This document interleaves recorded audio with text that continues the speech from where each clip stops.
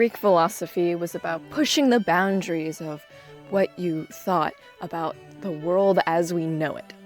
And Diogenes of Cynic was one of my favorite Greek philosophers.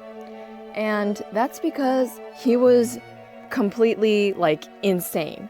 He was this homeless guy who lived in a barrel and owned literally nothing, and he believed manners were lies. So, to put it nicely, he would display human bodily functions in public. Around mid-340 BCE, King Philip II captures Diogenes for campaigning against the Greeks, and in prison, he gets questioned if he's a spy. And Diogenes replies, "I most certainly am a spy, Philip. I spy on your absence of wisdom and common sense."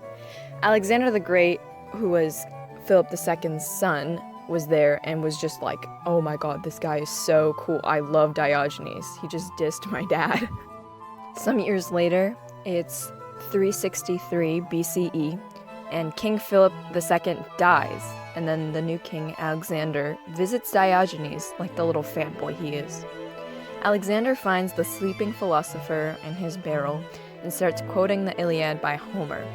Diogenes wakes up to continue the quote, and Alexander introduces himself.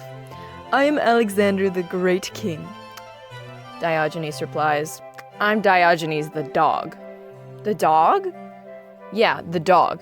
Because I love people who give me free things, hate people who don't, and bite rascals." After some witty banter between the two, Alexander asks, "Is there anything I can do for you?" Diogenes replies, "Yeah.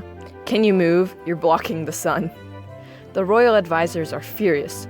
"You can't just insult the king, you stupid, crusty old fart." And Alexander's like, No, it's fine. If I weren't Alexander, I'd want to be Diogenes." And Diogenes says, "If I weren't Diogenes, I'd want to be Diogenes too."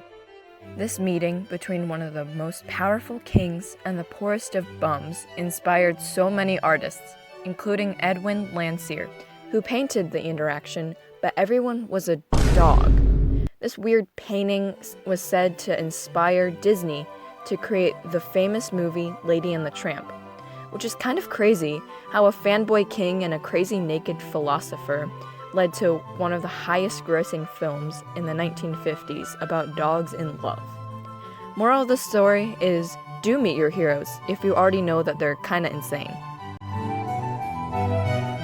I hope you guys enjoyed me poorly explaining some old Greek dudes in a really hilarious manner, and that you learned something or just enjoyed listening. Anyway, outro. Keep it crispy.